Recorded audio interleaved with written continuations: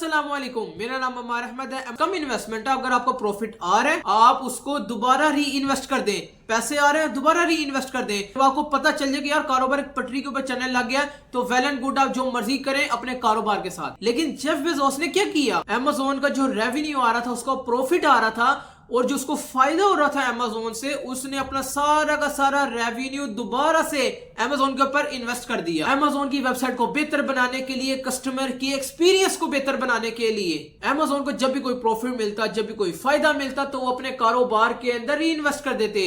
ये Jeff Bezos की अक्लमंदी थी।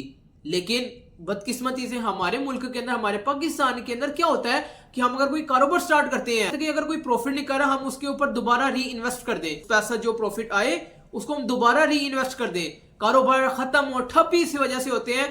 कारोबार चल पड़ता है, हम प्रॉफिट निकालने की बजाय अगर हमारी अगर जरूरत है तो जरूर लीजिए, अगर नहीं जरूरत तो कारोबार के अंदर ही दोबारा पैसे को इन्वेस्ट कर दीजिए। जो आपको पता लगे कि यार कारोबार रनिंग के अंदर आ गया। अब आपको मैं सारी अमेज़न हकीकतन जो ऑनलाइन स्टोर है, अगर आप अपने पाकिस्तान के अंदर अगर कोई कारोबार करते हैं तब भी आपको ये समझना जरूरी है। ये तो जेफ बेजोस यानी कि अमेज़न का फाउंडर, वो ये स्ट्रेटेजीज अपनाता था जिसकी वजह से आज बिलियंस टू ट्रिलियंस कंपनी आज खड़ी करके बैठा हुआ है। तो आप अगर फिजिकली पाकिस्तान के अंदर अगर कारोबार कर रहे हैं तो इन स्ट्रेटेजीज का समझना आपके लिए नहायत जरूरी है। ये तो ऑनलाइन की बात होगी ना, ऑफलाइन भी ये वाली सारी स्ट्रेटेजीज आपके ऊपर इंप्लीमेंट करती हैं, अप्लाई करती हैं। तो जेफ बेजोस यानी कि फाउंडर ऑफ अमेज़न का जब भी कोई प्रॉफिट आता, जब भी उसको कोई फायदा होता, तो अपने कारोबार के अंदर दोबारा इन्वेस्ट कर देता, री इन्वेस्ट कर देता। अपनी वेबसाइट को बेहतर बनाने के लिए, अपने कस्टमर का एक्सपीरियंस इंप्रूव करने के लिए, अपने कस्टमर के एक्सपीरियंस को बेहतर बनाने के लिए। सारी गेम थी कॉस्ट की।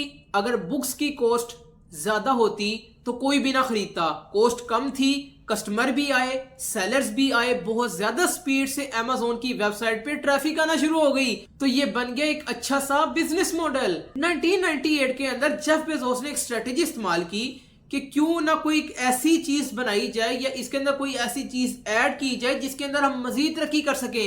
ये बात ही 1998 की। तो इसके अंदर कंप्यूटर गेम्स और म्यूजिक ऐड किया जाए। तो 1998 में अमेज़न ने अपने बिजनेस को एक्सपेंड कर लिया और किताबें यानी कि बुक्स के साथ साथ कंप्यूटर गेम्स और म्यूजिक भी बेचना शुरू कर दिया। इस स्ट्रेटेजी से उनको इतना सक्सेस मिला, उनको इतनी कामयाबी मिली कि 1999 में टाइम मैगजीन के पर्सन ऑफ द ईयर बन गए जेफ बेजोस। फ्रंट पेज पे उनकी पिक भी आ गई।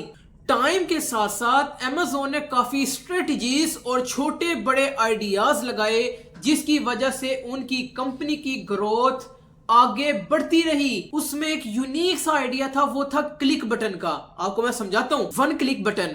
जब आप अमेज़न पे शॉपिंग करते थे तो आप लोगों ने जरूर देखा होगा 1994 के बाद जितने भी लोग यानी कि यूएसए में जितने लोग रहते थे, उन्होंने जब अमेज़न से जब शॉपिंग की थी तो उन लोगों ने ये ज्यादातर देखा होगा, क्योंकि आज के दौर में तो हर बंदा खरीदता है अमेज़न से।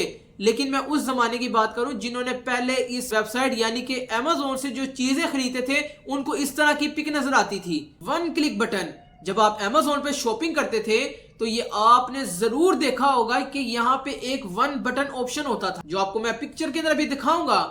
अब ये देखें कि आज के दौर के अंदर 2025 के अंदर अमेज़न क्या है, क्या होगा और क्या था। अब ये क्या था उसकी मैं बात कर रहा हूं कि यूनाइटेड स्टेट ऑफ अमेरिका के अंदर जो 1994 के बाद जो लोग इसके ऊपर से यानी कि अमेज़न की वेबसाइट के ऊपर से चीजें खरीदते थे, ये उनको इस तरीके से नजर आता था। लेकिन आज के दौर के अंदर अगर हम किस तरीके से माल खरीदते हैं अमेज़न के ऊपर, तो हमें अलग तरीके से नजर आता है। लेकिन ये 1994 की बात हो रही है। पहला ये था कि ऐड टू कार्ट और दूसरा है buy now with one click. एक बटन दबाकर सामान खरीद सकते हैं। तो मैं आप लोगों को एक मजे की बात बताता हूँ कि ये जो वन बटन लोग ये दबाते थे और ऐसी ऐसी चीजें खरीद बैठते थे और ऐसी ऐसी डिलीवरीज करवा बैठते थे, और बहुत से ऐसे लोग थे जो ये वन क्लिक बटन दबाकर ऐसी ऐसी चीजें खरीद बैठते थे जिनकी उनको हकीकत में जरूरत ही नहीं होती थी।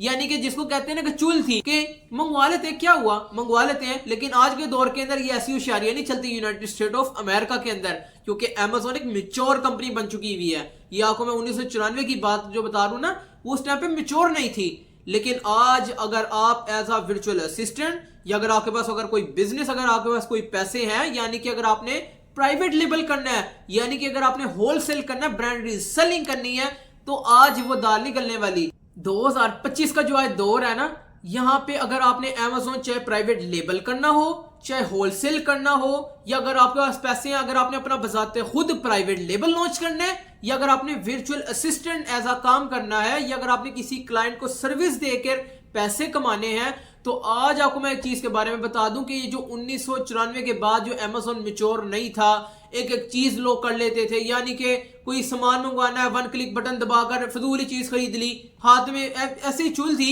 लेकिन आज के दौर के अंदर अगर आप कोई हल्की सी मैनिपुलेशन करते हैं, Amazon को मैनिपुलेट करते हैं, तो वो ह्यूमन या आर्टिफिशियल इंटेलिजेंस के जरिए आपको पकड़ लेगा, आपके अकाउंट जल्द अज जल्द सस्पेंड कर देगा, ब्लैक लिस्ट के अंदर डाल देगा। तो आज के दौर के अंदर Amazon होशियारी नहीं बर्दाश्त करता। तो ये जो मैंने बातें की, हम तो काफी आगे निकल चुके हैं मैम। तो बैक टू दी पॉइंट, ये तो मैंने आपके सामने बात की ना कि उसको मैनिपुलेट करेंगे तो सस्पेंड कर दिया जाएगा, लेकिन बैक टू दी पॉइंट हम तो काफी आगे जा चुके हैं ना। अभी हम पिछली बात कर रहे हैं, हिस्ट्री ऑफ Amazon की बात कर रहे हैं, ये आगे एडवांस की बात तो अभी मैं आपसे करनी है, लेकिन अभी हम हिस्ट्री के ऊपर बात कर रहे हैं। बैक टू दी पॉइंट कि ये बटन एक्चुअल में Amazon के लिए इतना अच्छा आइडिया था और ये इतना सक्सेसफुल हुआ कि सितंबर 1999 में जेफ बेजोस ने इस चीज का पेटेंट बना लिया। अब ये पेटेंट क्या है, आने वाले वक्तों के अंदर पेटेंट के ऊपर अलग से वीडियो बनेगी।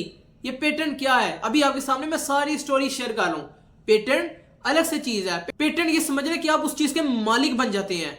अब एप्पल है, आपने फर्क समझना है। अब एप्पल है, आईफोन है, अब एप्पल का लोगो कोई ब्रांड नहीं लगा सकता, सैमसंग का ब्रांड एप्पल नहीं लगा सकता, वीवो का टेक्नो नहीं लगा सकता, टेक्नो का वीवो नहीं लगा सकता, यानी कि ये सारे के सारे पेटेंट हैं। तो जेफ बेजोस ने इस चीज को पेटेंट बना लिया। अब पेटेंट क्या होता है, पेटेंट ये आपको आसान अल्फाज में समझा दूं, आने वाले वक्तों के अंदर इसके ऊपर स्पेशली अलग से वीडियो बनेगी जो पेटेंट आपको अच्छे तरीके से खोल के समझाया जाएगा कि पेटेंट असल होता क्या है। लेकिन आपको चंद आसान अल्फाज के अंदर समझा के आगे मैं जाना चाहूंगा कि अगर कोई एप्पल है, आईफोन है, कोई उसका जो लोगो है एप्पल है, कैमरा 3 है, 2 है, 1 है, यानी कि जो उसका लोगो है वो उसने अपना पेटेंट करवा लिया है। अब चाइना के जितने भी मर्जी मोबाइल निकल आए, वो एप्पल का लोगो अपने मोबाइल के ऊपर नहीं लगा सकते, क्योंकि वो एप्पल की मिल्कियत है, एप्पल उसका मालिक है। एप्पल उसको ब्लैक लिस्ट करवा सकता है, उसको सस्पेंड करवा सकता है, उसकी कंपनी को ठप करवा सकता है। इसकी वजह क्या है कि एप्पल एक कंपनी है, वो पेटेंट कंपनी है और एप्पल का लोगो कोई इस्तेमाल नहीं कर सकता। तो बैक टू द पॉइंट, इस बटन के 2 फायदे थे और कस्टमर का कन्वीनियंस और ज्यादा बढ़ गया। दूसरा इसका हिडन फायदा ये था कि जब भी कोई ये चीज इस्तेमाल करना चाहता था तो उसको ये सारी की सारी इंफॉर्मेशन लगानी पड़ती थी, डालनी पड़ती थी, इंसर्ट करनी पड़ती थी। यानी कि आप ये समझ लें कि जो आपको अभी मैंने 2025 की एडवांस जो बात बताई है और 1994 के बाद की जो बात बताई है, जमीन आसमान का फर्क था ना। लेकिन अभी हम 1994 के बाद की जो हम बात कर रहे हैं, जो 1 क्लिक बटन की जो मैं बाप के सामने बात कर रहा हूं, वो ये था कि वो इस्तेमाल तो कर लेते थे, लेकिन इस्तेमाल करने से पहले उनको अपनी पर्सनल सारी डिटेल्स डालनी पड़ती थी। ये भी Amazon को फायदा था। अब वो कौन कौन सी डिटेल्स थी आपके सामने मैं सारी शेयर करता हूं। उसके अंदर सबसे पहले चीज आ जाती है जी पर्सनल इंफॉर्मेशन आ जाती थी, उसके अंदर नेम आ जाता था, उसके अंदर कॉन्टेक्ट डिटेल्स आ जाती थी, उसके अंदर पेमेंट डिटेल्स आ जाती थी, उसके अंदर बिलिंग एड्रेस आ जाते थे। तब ही आप इस बटन का इस्तेमाल कर सकते थे। तो Amazon ने इसके अंदर ट्रैक करना शुरू कर दिया। यानी कि ट्रैक करने से मुराद ये है कि अगर कोई चीज खरीद रहा है, यानी कि अगर कोई मोबाइल खरीद रहा है तो उसने मोबाइल सजेस्ट करना शुरू कर दिए, उसका आर्टिफिशियल इंटेलिजेंस, उसका एल्गोरिदम ने पकड़ लिया कि यार ये चीज के अंदर इंटरेस्ट ले रहा है, इसको मजीद अच्छी से अच्छी दिखाओ। आज के दौर के अंदर आप इसको समझ सकते हैं। आप ये समझ लें कि 1994 के बाद वो टेक्नोलॉजी इसके साथ एंजॉय कर रहे हैं।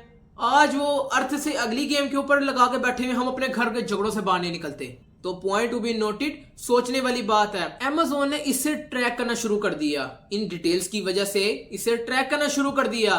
ट्रैक करने से मुराद ये है कि अगर कोई आप मोबाइल खरीद रहे हैं, Amazon से, अब मैं Amazon के ऊपर सर्च कर रहा हूं कि iPhone 7, मैंने ये लिख दिया। अब मुझे हर बंदे का आना शुरू कर देगा जी ये रेट दे रहा है, ये रेट दे रहा है, ये रेट दे रहा है, यानी कि सजेस्ट करना शुरू कर दिया, मुझे मजीद दिखाना शुरू कर दिया उसने कि ये भी बंदा बेच रहा है, ये भी बंदा बेच रहा है, ये भी बंदा बेच रहा है। अब आपको ये मैं बताता हूं कि 1994 के बाद से वो कितना तरक्की कर चुका है। ये 2025 के अंदर तो अब हम बात कर रहे हैं ना कि जिसको हम एल्गोरिथम्स कहते हैं कि अगर आप कोई चीज देख रहे हैं, अगर आप कोई महफिल मिलाद की कोई अगर आप वीडियो देख रहे हैं तो आपको सारी की सारी वही दिखाना शुरू कर देंगे। आप अगर कोई मूवी देख रहे हैं आपको उसी से रिलेटेड दिखाना शुरू कर देंगे।